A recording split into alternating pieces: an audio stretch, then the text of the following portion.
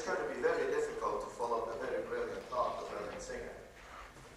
What I'd like to talk to you about is kinetics of chemical reactions. He talked to you about the thermodynamics, and tribochemistry, what we have found is that the kinetics of the rates of chemical reactions are very strongly modified, generally accelerated by friction. And this reveals itself mostly by the fact that chemical reactions are observed at room temperature that you would normally expect only at very high temperatures. So there is a technique that was used in tribology to look at the reaction products and from those to infer the temperature at which they were formed. What I'd like to tell you, don't do that anymore, because these reactions will occur at room temperature. Now, the term tribochemistry, I believe, was coined by Heinecke and his group in East Germany. They have done a lot of work on this phenomenon, mostly with ball milling. And they have proposed a model which I would like not to adopt. Because they had these balls crashing onto the material, they thought that the temperatures would be so high that you can't define a temperature anymore, and they had a magma plasma theory, and back to the Big Bang. I believe that the phenomena that occur are actually very gentle and very normal. There's nothing sensational about them at all. I would also like to acknowledge the work of Mike Sexton, Tomizawa, I don't say the first name because we call him Tomi-san, and Bill Mullins, my student Hong Liang. And what is then tribochemistry? It is the interaction of friction and chemistry. Now, where is it important? Where do we see it? First of all, we will see, especially in the examples of ceramics, that tribochemistry explains in great part the very large influence, as you will see, the environment has on the friction and especially on the wear of certain ceramics. And we also will see that this influence on ceramics will cause the formation of lubricious oxides. If we have time, I would like to show you where tribochemistry also is involved in the oxidative wear of steel. Technically, I believe tribochemistry then is extremely important in the understanding of the action of anti-wear and extreme pressure additives, and I believe I know at least one industrial case where tribochemistry is used, which tempts one to define the concept of a dynamic surface. When you cut steels that contain titanium, the best cutting tool is aluminum, and it has been discovered that a chemical reaction between the aluminum and the titanium contained in the steel puts on the surface of the cutting tool a new coating that has much better tribological properties than the original aluminum. In other words, that gives you the concept that if you master the chemical reactions between your solid and the environment or the counterface, you may be able to design dynamic surfaces which have properties that the original materials don't have, and which in the best cases can be better. Now, I'm interested in the mechanisms influencing the reaction rate. Unfortunately, these things are extremely difficult to measure. You have so little of it that it happens in a rubbing contact where you have no access. The original one, which was invented much before me, as you may imagine, is rubbing two pieces of dry wood together and then having the stuff starting to burn, and which is simply an increase in temperature, frictional heat. Now, this is of course the obvious one, when things happen very fast. I might like to remind you that the concept of a flash temperature, if you rub your hands and you feel them warm, this is the body, the general body temperature, but when hard surfaces rub against each other where the asperities touch, the temperature is generally much higher than the general temperature, and you can see then that this is the temperature that you may want to consider. Another thing is people who do chemistry or who do oxidation know that the reaction product usually or very often stays on the surface and prevents the continuation of the reaction. That's why aluminum doesn't burn, but wood does. And of course, if you rub, you continuously remove the oxide layer. But let me warn you, Terry Eyre kind of put the seed in my mind about tribochemistry when he said, you know what we have seen? That where aluminum rubs, the aluminum oxide layer on the aluminum is much thicker than when it doesn't rub. That is not a case of this. This is a case of the next one. The rubbing of the aluminum film creates defects in the alumina film itself, and these defects act as diffusion paths for the ions that cause the continuation.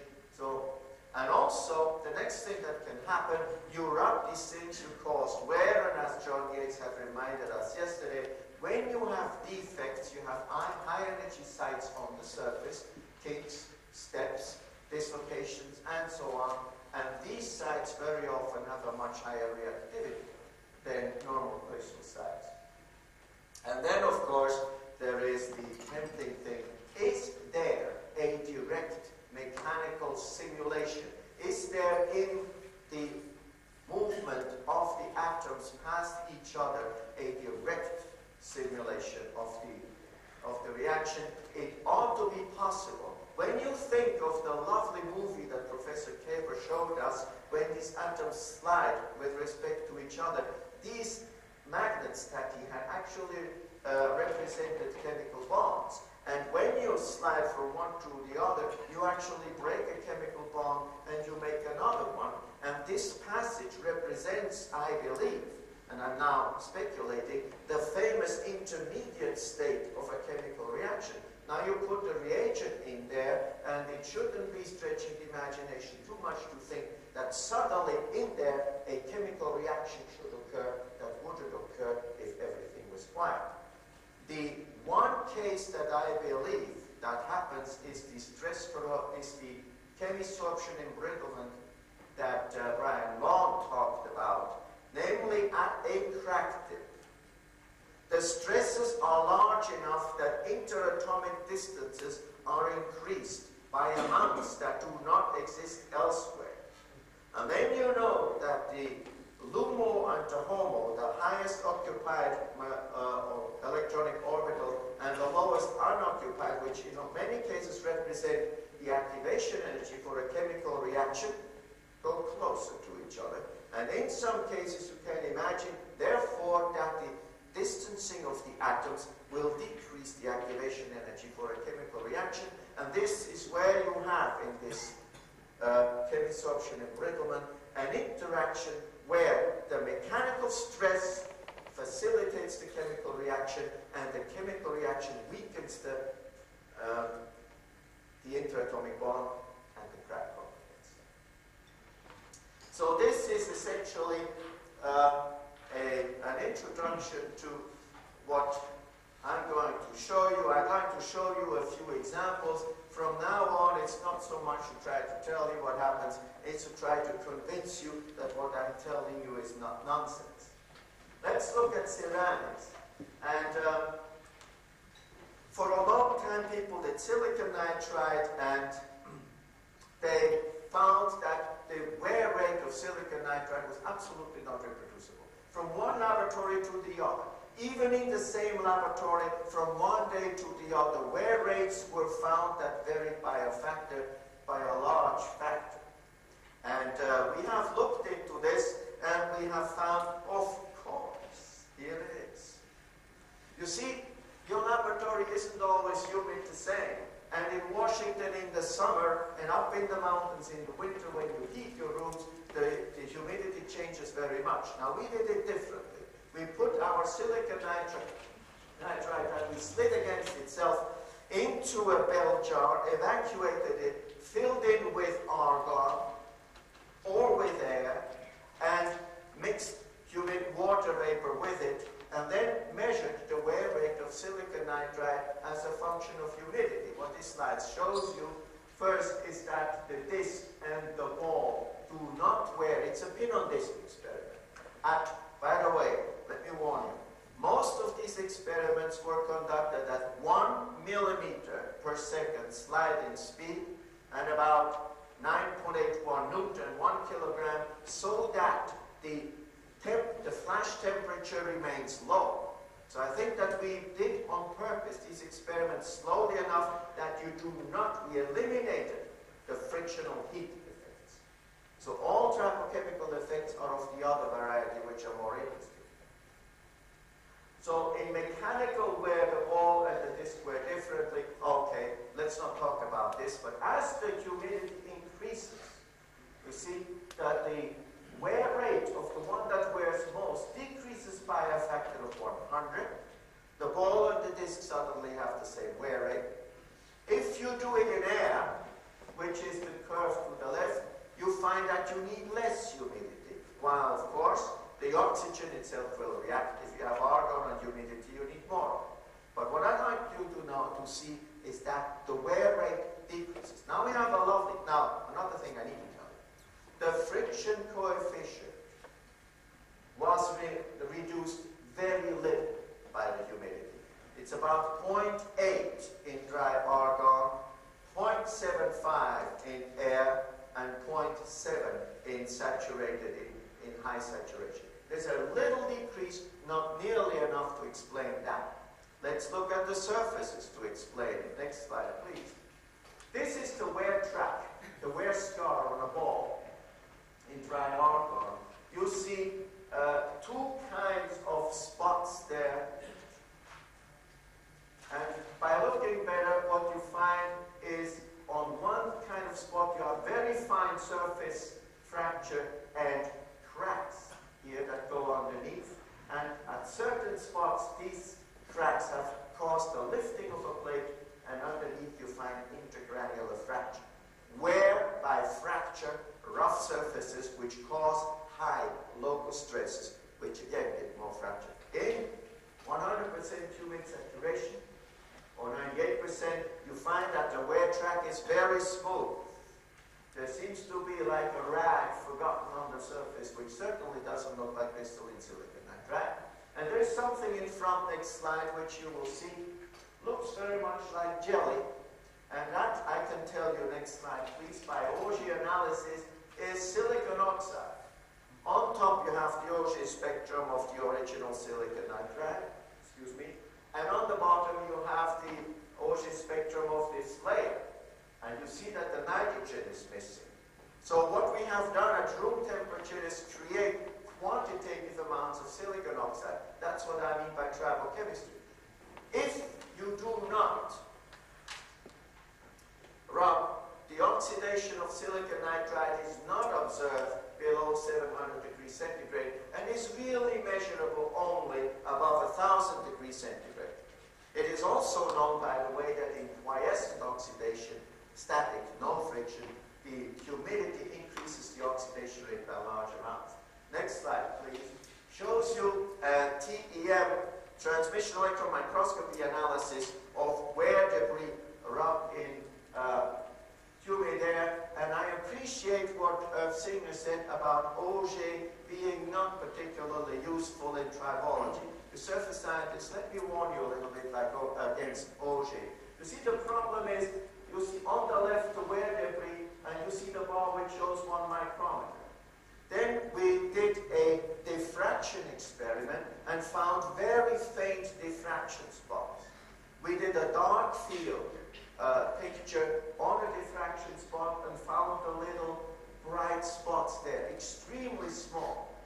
So only the bright spots diffract, the rest doesn't diffract. Then we put the beam on the bright spots and looked at the emitted X-rays and found on the emitted X-rays that the silicon and nitrogen, these are crystalline silicon nitride. Actually, diffraction spots say silicon nitride. Then we put the beam where it doesn't diffract, and the X-rays say that there is silicon, there is oxygen, but there is no nitride. So what we do, we form an amorphous silicon oxide with a few little silicon nitride crystals. Now, if you go in there with an OG, of course, you get the average over about the whole blob, and then you go and spot it, and you don't know really what is going on. Next slide will show you something funny. Then we rub it in hexadecade, and again you see the amorphous stuff there on the left, and this looks like a little, here, iron left, a little crystal. This gave us these diffraction spots, the rest didn't. And again we find silicon nitride where we've had diffraction spot, and the hexadecane interacting with the silicon nitride gives us silicon oxide. Well, how can that happen? Well, first of all, it won't make silicon carbide because silicon carbide is less chemically stable than silicon nitride. But hexadecane dissolves quite a bit of humidity. The oil people know that very well. So it's the dissolved humidity in the hexadecane that causes the silicon oxide. Why did I show you that? Well, tribochemistry is a little bit like a form of mechanical catalysis.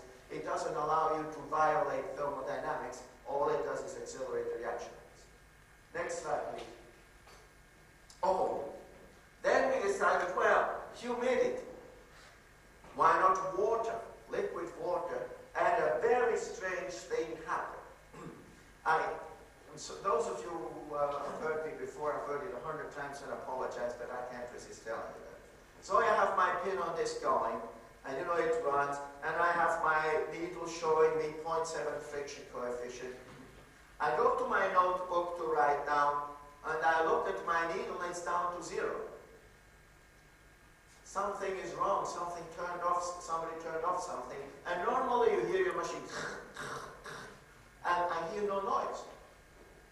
And I look at the machine, somebody lifted, and there is my weight hanging. So it looks like it wasn't weighted anymore, it wasn't rubbing anymore, and the machine is there, doing as, you know, nothing changed. So being a good experimenter, what do? I touch. The friction goes up. And after about 30 seconds, the friction goes down and the noise disappears. What do I have? Well, does that look like hydrodynamic lubrication with a small surface like that in water, low viscosity, at 6 centimeters per second? Not possible. Well, what do? You lower the speed. And there you go, the friction goes up. We had a surface so smooth that at 6 centimeters per second in water, in this surface, we had hydrodynamic lubrication. And that makes itself. What happened is that, next slide. Then we looked also at the disc, which was rough. And at the beginning there, A, and then at longer times, C, what we find that the wear simply shaves off the asperities on the surface. Next slide, please. Then we looked for wear particles. Didn't find any. And then it was evening and we went home. Came back the following day and looked at the surface and found all this junk on our surface. Analyzed it, silicon oxide. We said, could it really be that the silicon nitride was dissolved in water? Analyze the water. Silicon in the water. Try to be approximately quantitative. Just the amount of silicon that was missing from the samples was dissolved in water. Now we discovered afterwards that I hadn't read the literature well, and that some Japanese had already found that when rubbing in water, silicon nitride dissolves, wear is entirely molecule by molecule, entirely this solution, and there is no mechanical form of wear. Okay, so this is, again, water, and that it is tribochemical, you have to prove before that my surface only dissolves when I rub. Why is the surface so smooth? Because it dissolves only where asperities touch, it dissolves the asperities away. So this is in water then. Now, the reason why another interesting question is, let me so we see each other a little better. Why? When you have the same friction coefficient, now let's go back to humidity, as you had in argon, in air, and you add chemical attack, how find mechanical forces and chemical attack decrease wear instead of increasing. Now the pictures that I had shown you at the beginning should tell you the answer. Tribochemical wear produces smooth surfaces. Therefore, you have the same overall force, but the local stresses, which cause fracture, must therefore decrease. And therefore, it is a change in surface topography by tribochemical wear that reduce the mechanical forms of wear simply by reducing the local stress excursions. Okay, then we decided to look what happens at high temperature. At high temperature, next slide please. We found that the friction decreased. The friction decreased to relatively low values until we hit about 650 degrees centigrade, after which it increased again. We looked at the surfaces, and what we had found, this is moderate humidity. It's about 40% relative humidity at room temperature, of course, not at the temperatures up there. Okay, we simply had room temperature 40 degrees, 40% relative humidity. We put a little furnace, we rubbed it there, and what did we find? We found smooth, oxidized surfaces. Then we decided, well, what happens at room temperature? Next slide, please. What we did then was, we heard Nam Su say that when surfaces are very smooth, the mechanical forms of friction, plowing and so on, disappear. The friction coefficient should be smaller. So we produced these very smooth surfaces on silicon nitride, and you know how.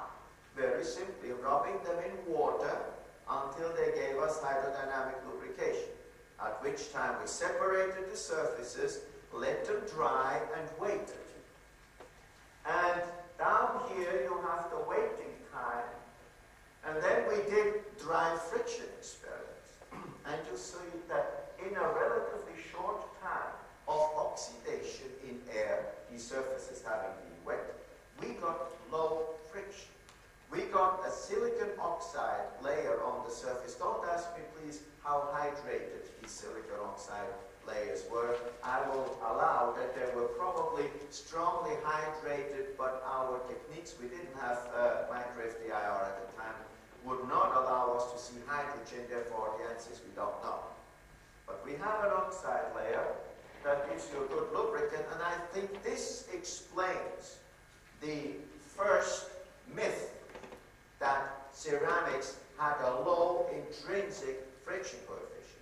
If you make your experiment short enough, the oxide layer is lubricated. It certainly started low, but next slide, please. Next, one more. After a certain time, you find that the friction coefficient climbs again, and unfortunately, this time is not long enough to be of any technical interest. Therefore, what you have is this oxide layer is removed by wear, and you have again the high friction. On the other hand, at high temperatures, the oxide layer, the reaction is fast enough, the oxide layer is regenerated, and therefore you have low friction for a long time. Don't go too fast with your machine, don't load it too high, because then your wear rate of the oxide layer will be faster than the creation rate, and you will lose your lubrication. So this is, I believe, the story of the tribochemistry of silicon nitride. So let me recapitulate. The interaction of silicon nitride with air and especially with water causes a tribochemical reaction at room temperature, which would not occur without friction.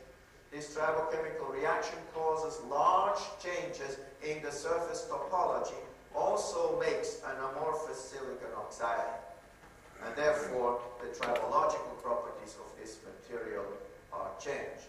We are now going to explore something else. If you can dissolve the surface of the silicon nitride by rubbing, by dissolution, that should give you a technique for tribochemical machining or polishing of the silicon nitride, which, if I'm right, should cause no microcracks underneath the surface and should give you a rather high-quality ceramic to use. This is food for future, which we're going to do right now. Okay, let's look at something else. Let's look at the next slide, please.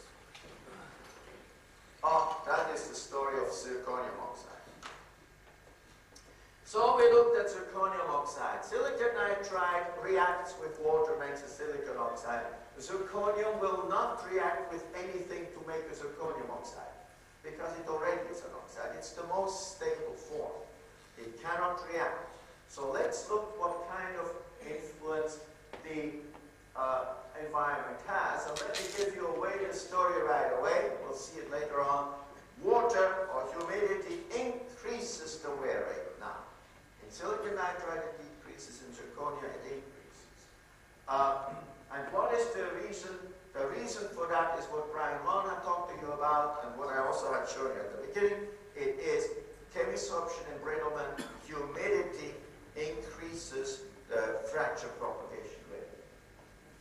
Now, well, let's look at it.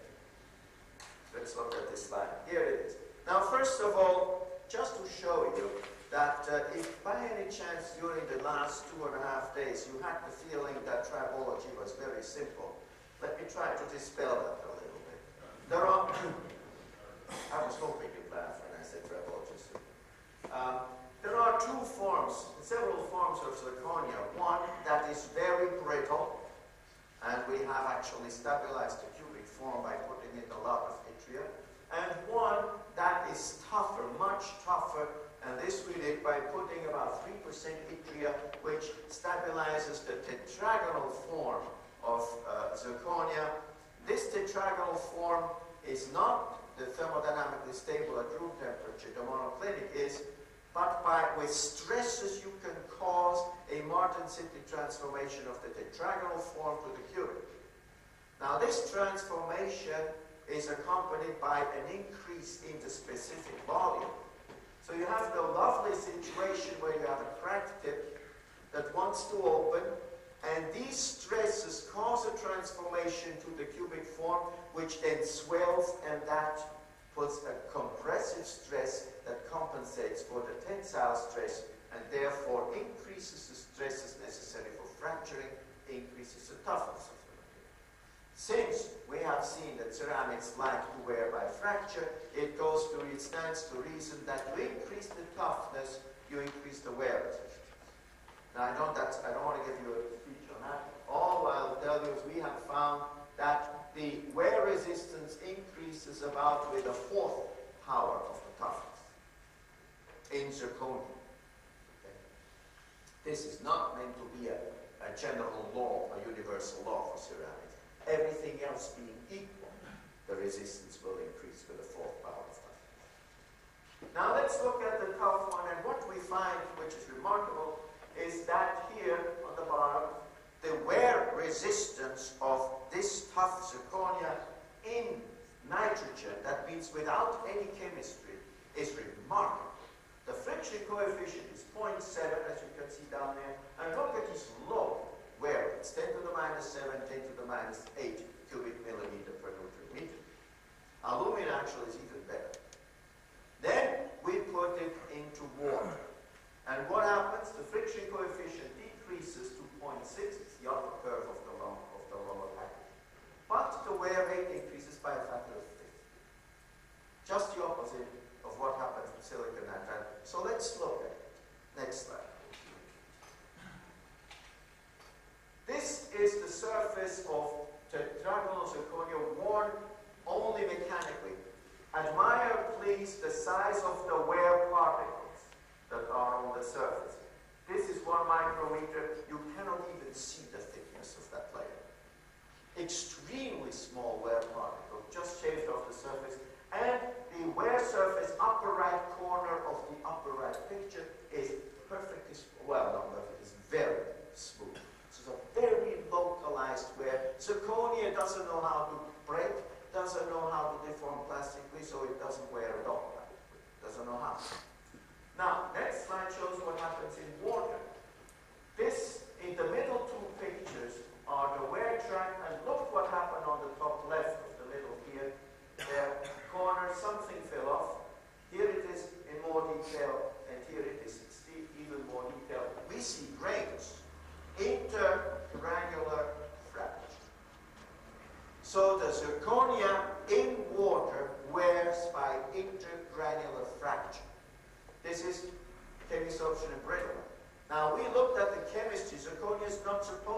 react with water.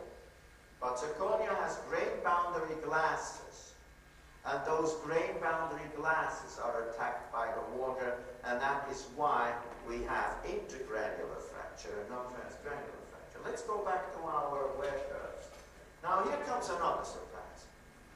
We put this in oil, hexadecane with stearic acid. Two surprises.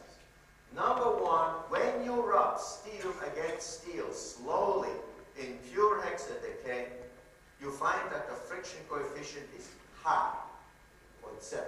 Why? Because hexadecane, being chemically inert, does not chemisorb on the surfaces and does not separate the two surfaces. In all ceramics that we have analyzed, hexadecane always gives you a low friction coefficient. Although it is chemically nominally inert, it does act as a boundary lubricant on the surface of ceramics. I don't have a good explanation. I can offer you a guess. Ceramics, many ceramics are used as catalysts. I know, for instance, that the oil industry uses a silica alumina alloy or mixture pure as an oil cracking catalyst. At high temperature, just silica alumina will break carbon-carbon bonds, and I heard Budar, the catalysis expert, telling me that the silica alumina surface was the strongest acid. No. And you remember from college that ceramics are separated into acids and bases, so they're not nearly as chemically, they won't dissolve you because they're solids. But they're strong acids and they can attack bonds. Therefore, if they can break a carbon-carbon bond, I'm not surprised if they can absorb a hexadecane. Now, if you put a polar molecule in, then you get a friction coefficient of 0.09, but although the friction coefficient decreases by a factor of 7, the wear increases. Now, I've never seen that, so I looked at the surface. Next slide, please. And what do I see? There is a chemical reaction again. You see here, this looks like something happened on the surface. Notice that already the non-rubbing part has been attacked.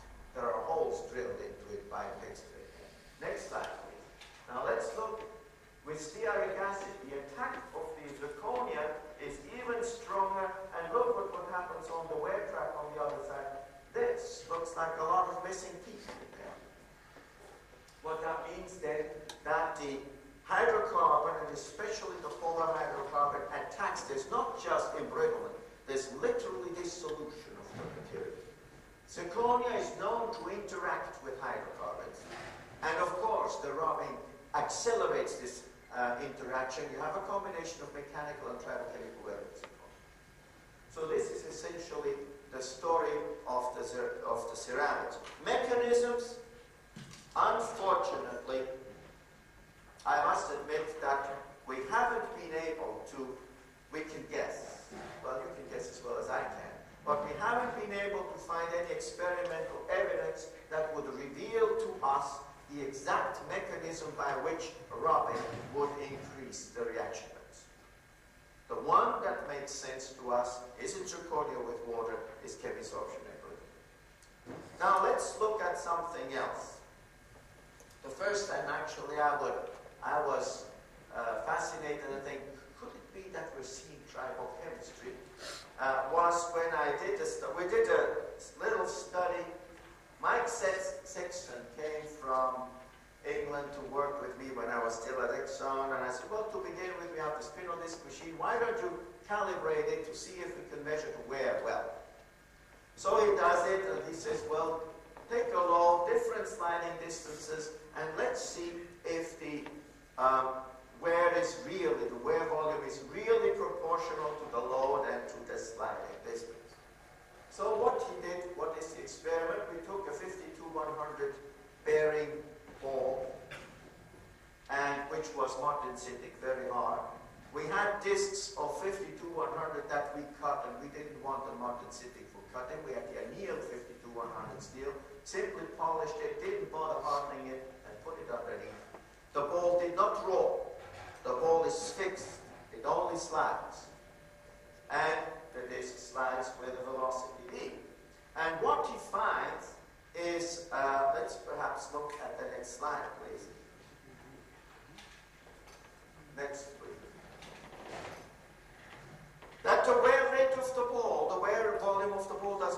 increase with the sliding distance, but with the square root thereof.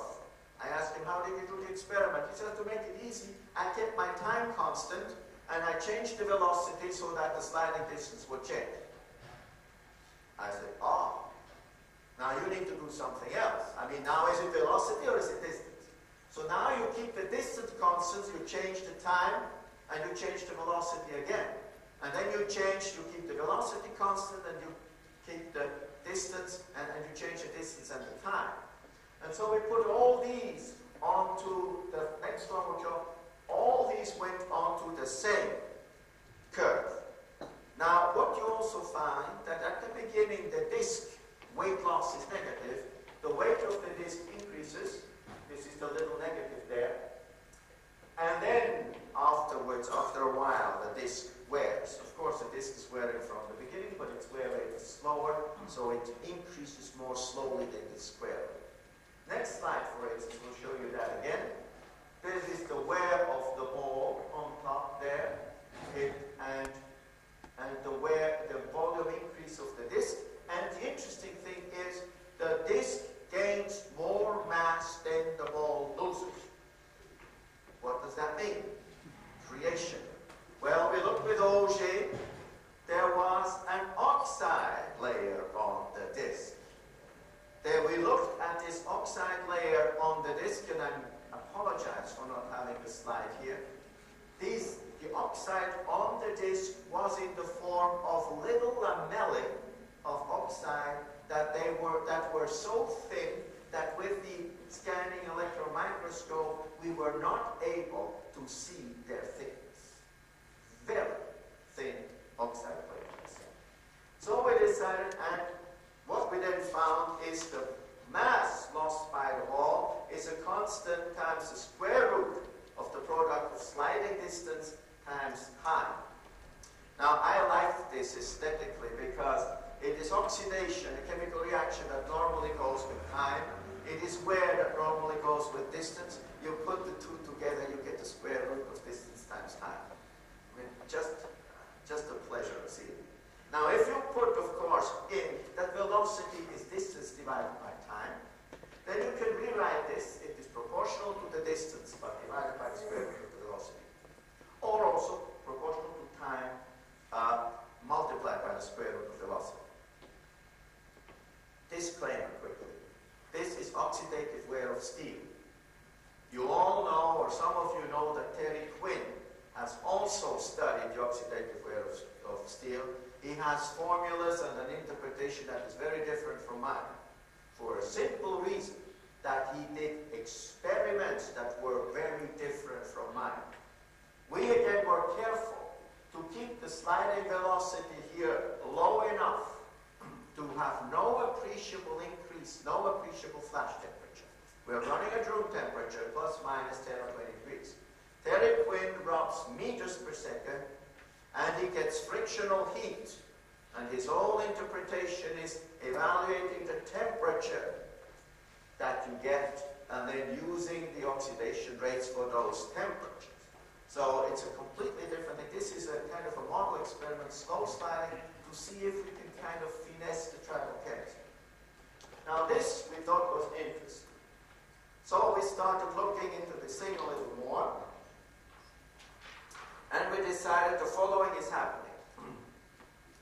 This square root dependence on velocity is most easily related to parabolic oxidation rates for steel. Now, let me warn you. Much of it you may take with a grain of salt. You may even prefer not to believe what I'm going to tell you now.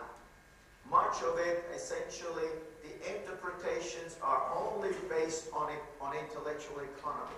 It's simply the simplest explanation possible, the one that requires the least fantastic kind of things. Okay, so what we decided is we would have an oxidative, a parabolic reaction rate, and also that the asperity heights, since we've seen these extremely small oxide platelets, that the asperity height would be larger than the oxide platelets. Therefore, we would have an asperity that would slowly be shaved away by wear, and then another asperity would come in contact and it would be shaved away.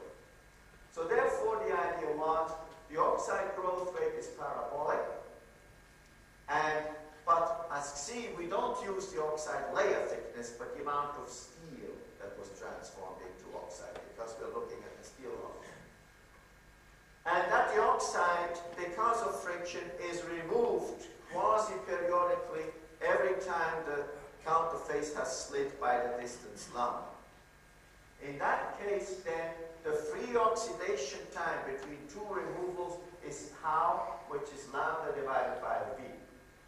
And then you can evaluate the mass removed very easily. The mass removed is the contact area times the thickness of steel removed times the number of times that happens in the sliding distance, and of course multiplied by the density of the steel, since you weigh it. Rho is the density of the steel. Weight divided by hardness is the real contact area. C is the thickness removed at every one oxidation and removal event. And S is the total sliding distance. Lambda is the repetition of the event. This is the number of times such an oxide plate gets removed. And this is the complete amount of material removed. That, according to experiment, was K, a constant, determined experimentally, times the sliding distance divided by V. You make a small transformation by putting these things to the right, and then you find that C increases with tau, like this constant measure, the known hardness, the known density, the known load, times this thing we don't know, times the square root of T. Essentially, let's have the next slide, please. What I was trying to tell you is the following. You have a parabolic increase in the thickness of the oxide layer. After a certain times tau, which is the repetition distance divided by the velocity, this is removed, and you start from zero again, which is the second one. Then it's removed again, and you start from zero. You get a linear removal of material by the repetition of these parabolic things. Now, next slide, please. Now we need to choose C. You can make a transformation, simply what I told you with X. You divide everything by lambda, and then by measurements, you see C divided by lambda as a function of tau divided by lambda, 1 over the velocity. And then you ask yourself, well, what's the smallest C I can choose? Because look, since we had C equals, this is the oxidation rate, this then is our C. And you can compare that with measurements. And you find that for practically any lambda that you will choose, this oxidation rate is much larger than anything that would make sense. So you look for the smallest lambda possible in order to stay away from the sensational. Therefore, you choose the smallest C possible, and you say, maybe you'll agree with me that a oxide thickness layer of less than a nanometer doesn't make sense. So C has to be larger than a nanometer, and that gives me a minimum value of lambda, and then I compare my C to the known oxidation rates of iron. So let's look at the known oxidation rates of iron. Next slide, please. At room temperature. First of all, at room temperature, the oxidation of iron is not parabolic. It follows a logarithmic law. The parabolic law means that there is thermal diffusion of oxygen and iron through the oxide. The logarithmic law means that the oxygen coming on the surface gets ionized because the electron tunnels through the oxide layer.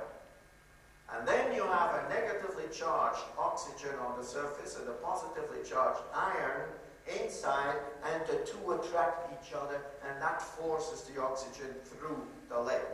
It's not temperature dependent, but it varies rapidly. It increases rapidly with thickness, therefore this logarithmic law. Okay, so we look at temperature oxidation of iron, and we find that it does follow this parabolic law where the C has an Arrhenius form.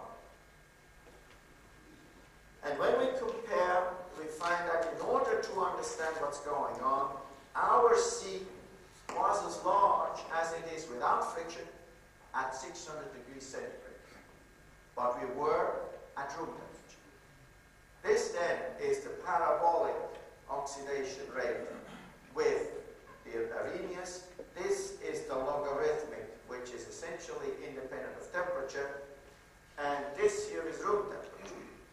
And what we believe happened is that the rubbing increased so many defects, introduced so many defects into this oxide that it introduced a large number of diffusion paths, which therefore increased the pre-exponential term of the diffusion coefficient, which therefore allowed already at room temperature, this thermal, if you like, the non-ionic diffusion to occur at a rate that would otherwise occur only at 600 degrees. If this all is right, what that means, how does tribochemistry then accelerate? What we find is, one, the oxidation of the steel is vastly accelerated by friction. This is not due to a temperature increase because we're rubbing too slowly. This oxidation occurs by two ways. One, the periodic removal of the scale, which of course gives you a much larger overall oxidation rate. But that's not enough. The parabola goes too fast by a factor of 10,000, even at room temperature. And then the second mechanism occurs. The material has been transformed. A large number of dislocations are introduced. This accelerates the diffusion through the material and therefore increases the intrinsic oxidation rate, thereby also transforming the kinetics from logarithmic to parabolic. Now, if you believe all that, you have a model for the tribochemistry of steel in its room temperature oxidative way. So this is essentially the story that I meant to tell you. I know that Irwin Singer promised you in his talk that I would explain all that we had seen on the tribochemical effects on the DLCs with silicon nitride. Unfortunately, I must disappoint you all because this is an ongoing investigation. We think we have established the correlations between, we can say, in humid ambience, we find silicon oxide because you had seen at the beginning the tribochemical attack of the silicon nitride in humidity when you rub it causes the silicon oxide. That mixes itself with the layer of the silicon of the DLC and causes the wear of the material. When we do not have the humidity, then we have different layers formed, and we have measured the different certain properties of the chemistry. We have only been able, at this time, able to establish a correlation. The explanation, why do you have high friction here, low friction there, high wear here, and low wear there, that the model we don't really know what that is. However, you have seen now that one, I hope I have convinced you that one, chemical reactions, tribochemical reactions exist, which means chemical reactions occur at room temperature, or at least at very much lower temperatures than they would occur in the absence of friction. And that reminds me of what Uzi Landman said in his calcium fluoride. Remember? He said that there is ionic conduction, the movement of the fluorine, and in friction, that's about 1200 degrees, you said. And while he rubs it, his computer, the fluorine atoms in his computer diffuse at 900 degrees already, not at 1200, a decrease in the temperature necessary for the diffusion of oxygen caused by friction. So Uzi, I believe, has made the first computer simulation of a tribochemical reaction. So these reactions occur, that these reactions cause changes in the tribology of the material, but that these changes are actually related to the normal chemistry of the materials, as Irwin Singer had shown you. Silicon nitride can oxidize, you have a reaction, you have material removal, you have differences in the topology of the surface, therefore changes in the wear, in the mechanical wear rate. When the chemical reaction cannot occur, then you can have different effects like chemisorption and embrittlement, and those, instead of decreasing the wear rate, will increase the wear rate. And thank you for your attention. Strom, University of California, Berkeley. At the beginning of your talk, you described one possible mechanism for the enhancement of chemical reactions through frictional action, namely at the atomic scale, that distances between atoms change, and that can provide a catalysis for reducing the activation energy for the chemical reaction. What do you think of the alternative perspective that mechanical energy can be directly converted to chemical energy? After all, the first law of thermodynamics says that these are equivalent forms of energy, and as far as I know, there's nothing in the second law that says that that transformation is not possible. Usually we think of chemical reactions being thermally activated only because that's the way that chemists have been able to control the amount of energy available for the reaction. So could you just say what you think of that perspective? Yes, I agree with you, and I think I was trying to allude to it when I described the film of Professor Tabor. Namely, when you break the bond, you move. The question is, okay, it occurs. How does it occur? What mechanism can we imagine by which mechanical energy would be transformed immediately in a chemical reaction between two molecules? This has to be a local thing. And you have the two bonds between atoms of different bodies.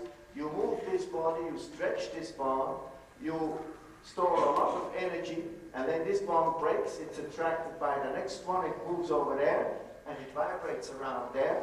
This is what causes the emission of phonons, which is the increase in temperature. But I would agree, or I would imagine, if you have a molecule ready to react while this is going on, this bond is broken, and the next one is made, and there's a customer here for a chemical reaction, that this could occur. This is the way I could imagine the direct transformation of mechanical energy into chemical. Notice that no mechanical deformation of solid is plastic is known to cause chemistry, simply because the stresses generally are so small. Only at the crack tip, otherwise, where the stresses are extremely large, can you also have a, if you like, static increase in the reaction rate, as I said, because the molecular orbitals are changed. So these are the two ways that I could imagine. Now, have we seen it? Do we have experimental evidence? I wouldn't know yet how to do it. Andreas Kehrel, Technical University Berlin. At first, a small comment. We found the behavior for silicon carbide, which is nearly the same as you have shown us for your silicon nitride. And now I have a question. At the beginning of your talk, you explained the increase of the oxide layer of aluminium during the friction process by a diffusion which depends on the lattice defects which you produce during the friction. Do you know if the oxygen diffused to the aluminium, or does the aluminium diffuse to the oxygen? No, I don't know that, but I would think I'm safe in guessing that that is the same as a normal oxidation of aluminum. If you know how it happens in the static oxidation of aluminum, most probably the same will occur again, but I'm not certain. And only one question more. Do you think that the increase of the lattice defects is the reason for the process which you call Greenwood-induced diffusion in the case of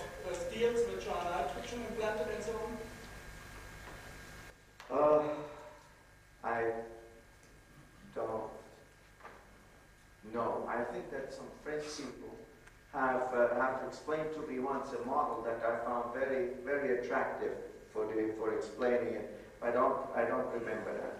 But it could be a very easy way to explain that. A lot of classic deformation underneath, and therefore a lot of defect creation, and maybe even dislocation entrainment. But I'm guessing now. I have no evidence for it. John Yates, University of Pittsburgh. This question of the mechanical deformation causing chemical reactions has an analogy in types of surface chemistry being done now. 3 or 4 groups in the United States are doing work where molecules are put into molecular beams and accelerated against a surface, and reactions seem to occur. One of the models that is used for the methane molecule being activated by this process is the flattening of the molecule against the surface, distorting 3 of the carbon-hydrogen bonds by bending motions, bringing the carbon atom closer to the surface, and resulting in the breaking of one of the carbon-hydrogen bonds. So this is the analogy that we're talking about here, where we've turned the thing around. We put the mechanical energy into the molecule and cause it to react with essentially a static surface. Okay, I think that's interesting, because normally you would say, of course, what's the high temperature of a gas? The atoms go faster, we know that reacts better. But you're telling something interesting. It's the deformation of the bonds, essentially. Well, that's a model. No one knows. Okay, so we're back in these 2 different possibilities. Yes, thank you. John Ferrante, Lewis. I wasn't sure on your work curves. Were these, well, actually I have 2 questions, one for you and one for Irwin. Were these run-in surfaces? In other words, was that an initial high slope, the run-in, or was that just what you were observing as a result of the oxidation? In the oxidative wear of yes. steel. Well, I think it is important to remember That we verify that if the velocity is constant, the mass removed is strictly linear with distance. Therefore, it's not running. You see, in dry friction, the concept of run-in is a little difficult, because the classic run-in is you have 2 surfaces that are rough, they are well lubricated, and then they mesh. And therefore, there is much less longitudinal roughness than before, and that decreases the velocity necessary for hydrodynamic lubrication. That is a completely different story. Here we're dry, and so the classic running can't work anyway, and the only way I could imagine would be that we had a surface layer that had completely different mechanical properties in the bottom. Now that's a little more difficult, but mostly constant velocity, it's perfectly linear, therefore no running. It's a velocity. For Irwin, moly disulfide is sort of an interesting material, and I think maybe by intercalating you could influence those interplanar forces, and also when you put it on things like silver and copper, it reacts chemically, and so you might be able to see some sort of different effects in doing the studies with moly disulfide.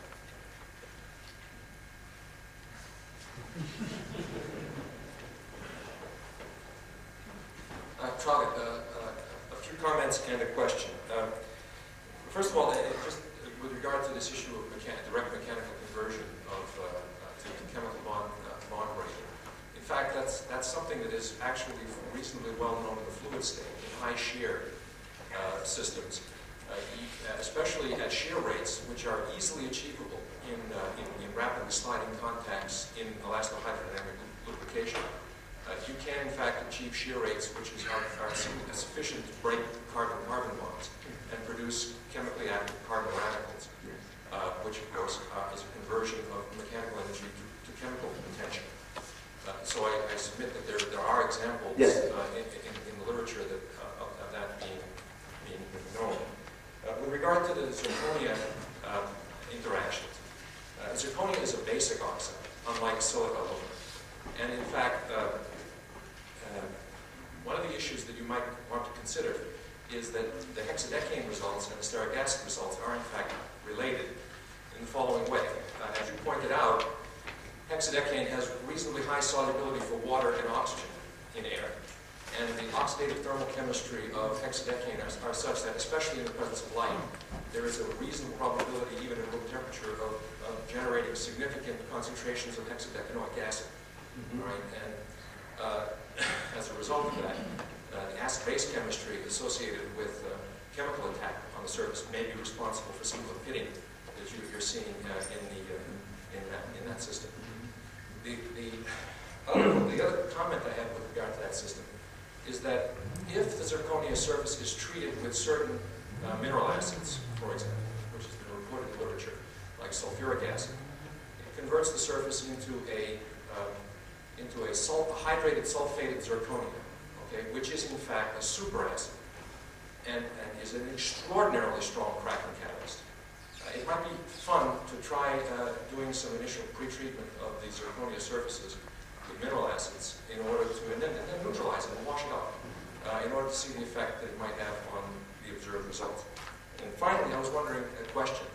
Have you looked at pH effects in your water with regard to the effects that you see? Thank you.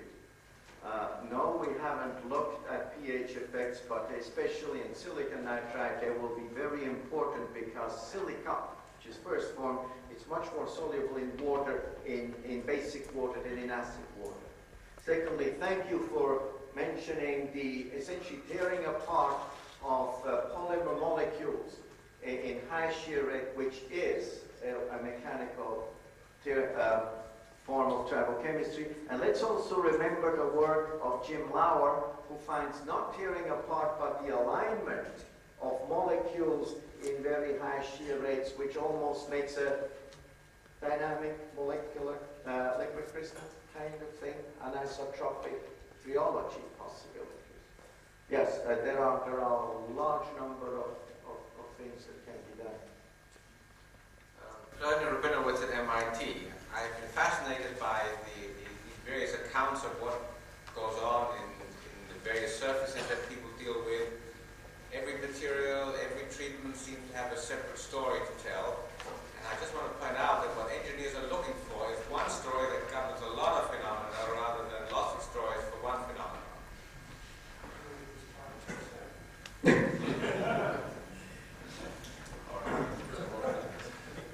Duncan Dowson, Cambridge. I've got a rather mundane question for Dr. Fischer and then perhaps a more deep one for Singer and Briscoe. The mundane question first is, in oxidative wear of steels, what is the size of the wear debris, and does that lead to a situation where there is a layer of granular material separating the two surfaces? That depends on how long you run. At the beginning, we have looked with the SEM and we found there is very little wear of the disc, very early, but there are very thin platelets of oxide. As I told you, so thin that we cannot tell you how thin they are. We weren't ever able to see the thickness of them in the SEM.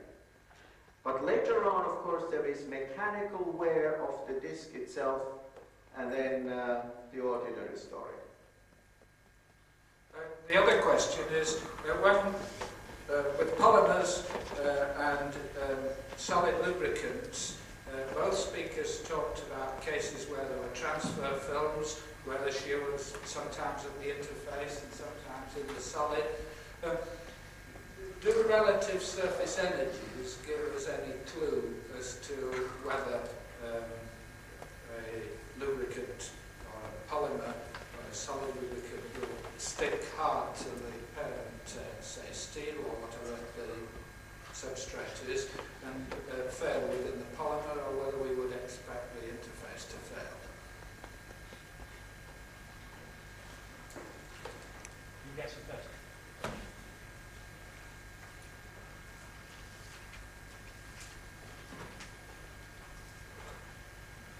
I'm going to cheat and offer you some information, Traugott. The stress activation problem that was brought up is in the tacit solid state literature. It was first brought up in explosives. I thought it was in Henniker's book. Excuse me. They talk of something called the cage concept.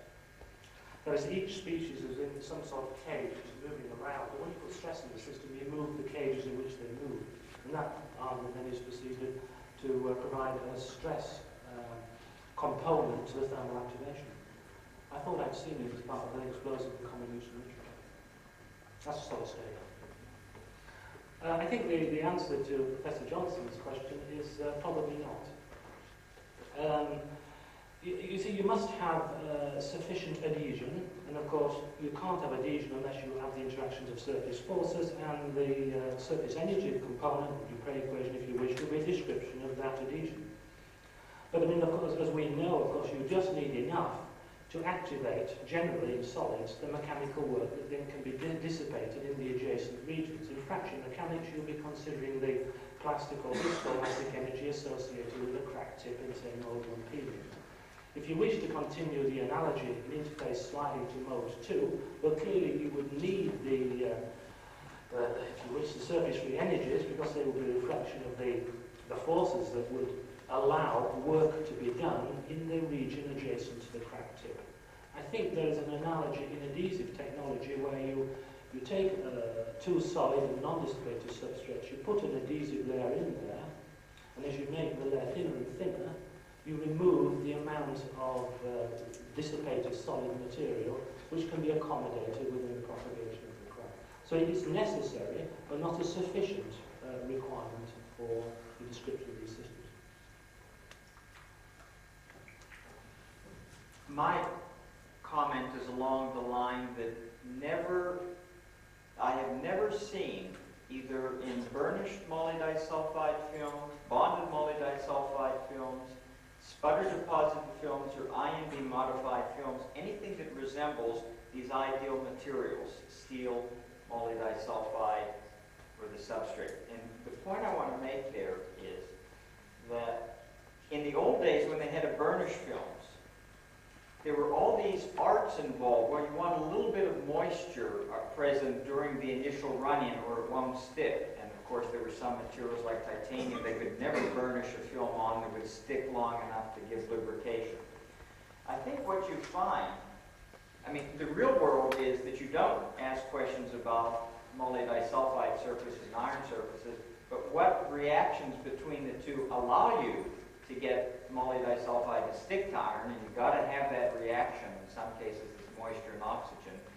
And then once you start sliding, what do you have that's sliding? And just as a quick example, if you had a steel surface that was pure iron, and you put an ideal molybdisulfide on top of it, thermochemistry says you would get no bonding, aside from the fact that at the interface there is more ability because of bonds to hold it. But basically you get no bonding.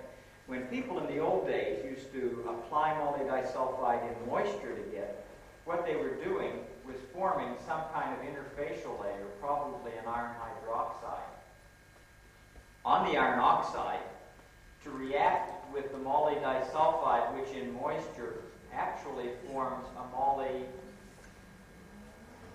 or something like that. There's really two species. And it's the bonding between this and this that ever gave you the original bond. Once you have your material, which is platelets and rough, those can shear internally to get you to a thinner area, but the transfer that collects to here for the same reason might ultimately leave you with two transfer films, just like in a sputter deposited film, that is the easiest shear plane. Ultimately, I don't think we have anything that resembles the bulk material, although from an engineering point of view, it would be nice to label it such. But when you get into the detailed chemistry, things are very different than they appear to be from the materials you buy from the company. Tabor, Cambridge. I can't really comment on the work. It's not a work. And I would like to say something which you may not be familiar with. I was engaged during the war. I mean World War II, not World War I. I was engaged during World War II with a small group that was polishing glass lenses for, I suppose, military purposes. I don't know. And what we found was the following, that if you had an acidic glass, then the rate of removal of material and the surface finish all depended on having a certain amount of sodium hydroxide in the water that was used in the polishing medium. If for acidic glass you would have a little sodium hydroxide, polishing rate increased and surface finish was improved. If you had an alkali glass, you had a little bit of acid in your water and you got quicker polishing rate and better surface finish. And this takes up the point you raised about pH in relation to the way in which an environment can influence the rate and quality of polish of surface. Thank you very much. It's lovely, I think.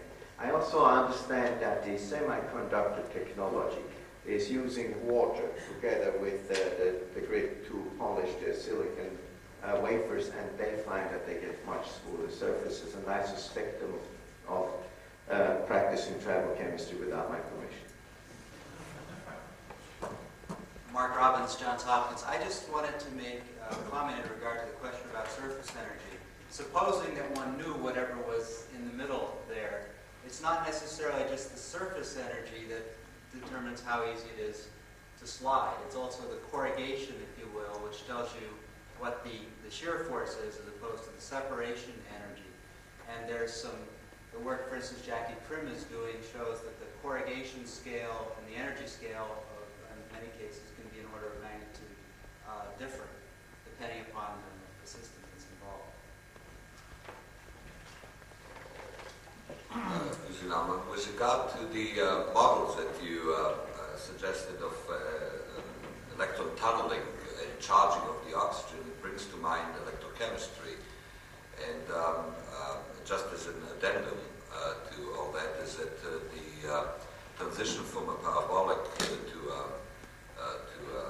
logarithmic growth law in electrochemical oxidation. As you know, Mott has written a lot of it, Gurney, and so it's it probably is plausible, and one could pursue more discussion.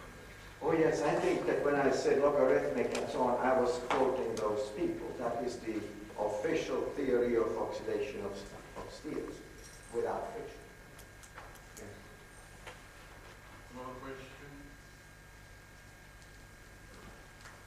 Dowson University. Traugott, you have lovely pictures of the very smooth surfaces of the experiment in which you demonstrated lubrication. Did you estimate the thickness of the water film? Yes, it was unbelievable. 10 nanometer.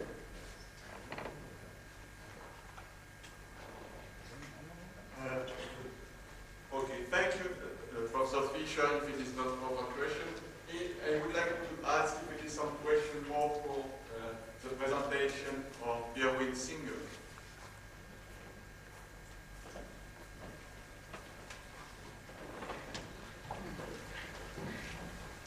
Jim Greenwood, can I thank you, Irwin, for putting it to rest my doubts about whether we could get a shear strength out of a friction force. Your technique of varying independently the radius and the load are exactly what's required, and yes, I think you're right.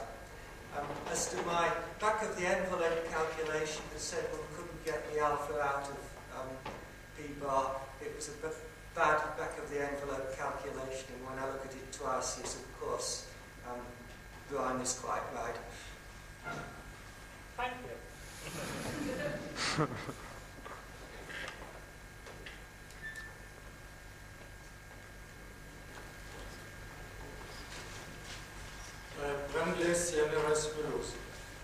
Perhaps I have a beginning of answer to the question of Professor Johnson. In many cases, transfer occurs as discontinuous particles.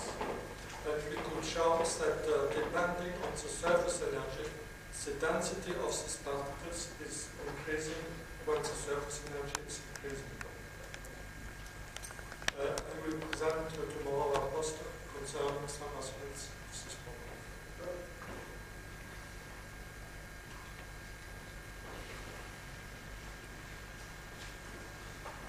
Okay, if it is some no more question.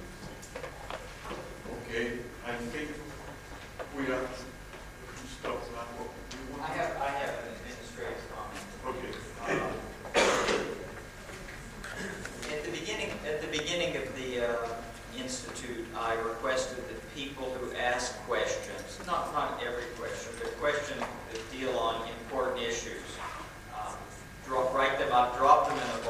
give them to the speaker, and the speaker would read them, answer the questions in writing. This kind of model experiment still holds. We would like this to happen. Sometimes the questions aren't exactly, well, besides not being seminal, they get asked 2 or 3 times and they get honed in on very important issues, and sometimes the speakers and responses like we just had from Mr. Braunlage actually come in with the better edge. Nonetheless, I would appreciate if people begin to keep track of these, either by dropping them in the box or putting them aside, because if these questions, to what extent does the mechanical energy during sliding contribute to the Tribochemistry? These are the kinds of questions which we will focus on during the workshop. What questions need to be answered? And so I'm asking you now to just keep track on a pad of paper, even if you don't put it in the box, and even if you didn't answer these questions. Keep track of them, because at the workshops, these are going to form the basis for the kinds of questions we want to ultimately bring up on Thursday through small groups to be brought forward on overheads as major questions that the group as a whole thing has to be answered in order to get to the fundamentals of friction. I think we have to find very deeply the 3 presenters of this morning. Electrostatic potential is long range and proportional to the square of the voltage. And in fact, that's what's not. With a conducting substrate, you get an image charge, and so it's a lot stronger than it's a pretty strong force. Because the capacitance of the tip relative to the surface is very tiny. Most of it's due to the bulk of the tip, so when you move by, say, 10 angstroms or 20 angstroms, you get almost no change. It's like the change is 10 to the minus 19th coulombs, which is awfully hard to measure. And if you apply an external potential, such as the surface force, it shifts the resonant frequency, and you can see a big response in either phase or amplitude. One way you can get very good fast images of a conducting surface is you put a bias on the tip, so you have this long-range force, you apply the tip over the surface in an open loop, so you're not trying to follow the surface, and you look for changes in electrostatic interaction, and you get large area images at incredible speeds, almost video rates, and it's completely non-contact.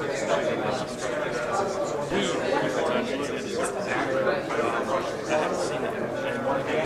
We thought we might carry them all when we think it is, not seem to happen. Here you can see we're punching holes in the surface, and then imaging it in the attractive force zone, and you can see simultaneously recording positives, and we get tunnel currents as we pass the polymer in space. It's also a manifestation of coming in on this so that the force vibrations which are the same direction as an example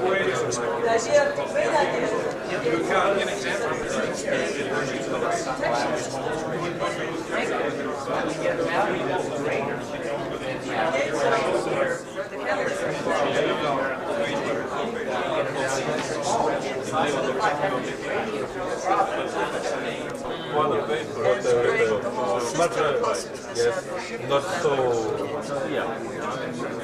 not so efficient. Now, There is the real hard part is to figure out how do you approach the cantilever to the detections.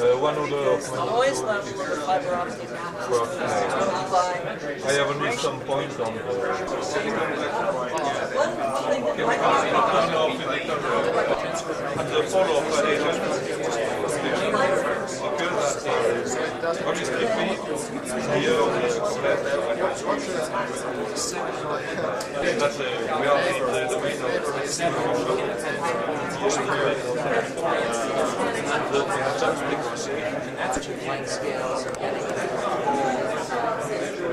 whole cross-section, but then there's things I'm concerned about, like the rigidity of hexadecade.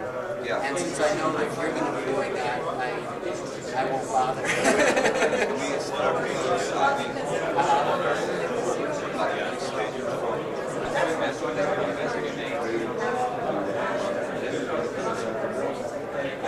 With the tip. So this will be the Yeah. Some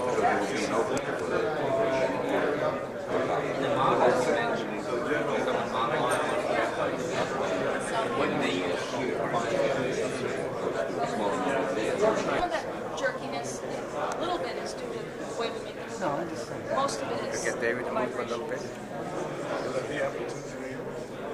Yeah. David, can you move just a little bit the TV camera?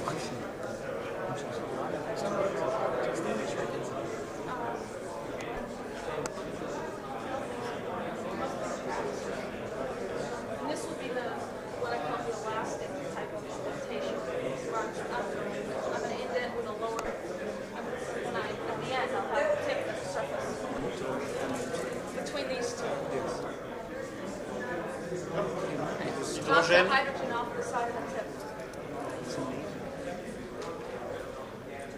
You see how nicely the tip recovers? Are those white balls again? Or they? The hydrogens, yes, are the smaller, and they're whitish on the tip and they're reddish on the surface. So this is the same, the elastic instead of just a twist. You can see you can actually almost see the 3D aspect of the surface being white. Is the hydrogen bonding that rotate? Okay. Hold on. Here I removed the hydrogen from the surface. So I'm sorry, what was your question? It was the hydrogen bonding that provoked the gravitational.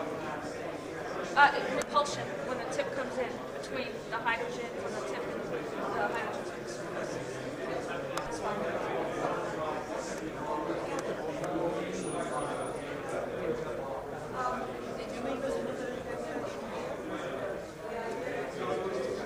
Well, no, because this is being periodic, but it means that the whole lattice is being periodic.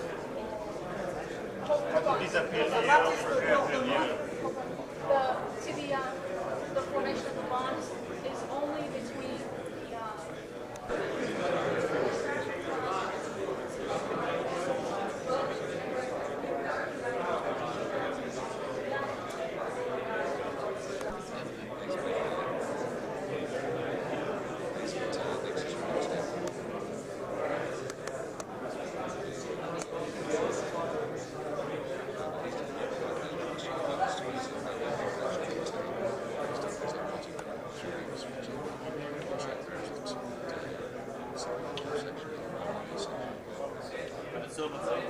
I have a problem.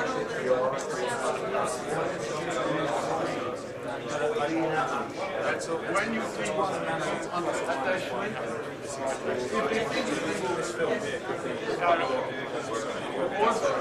all these parts is involved.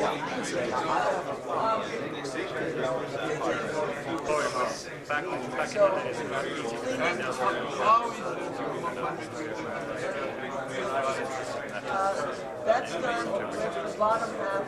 Oh, yeah.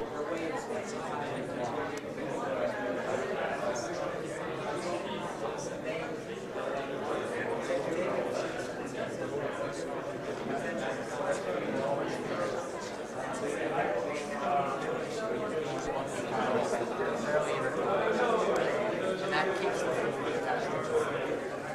and so it's easiest for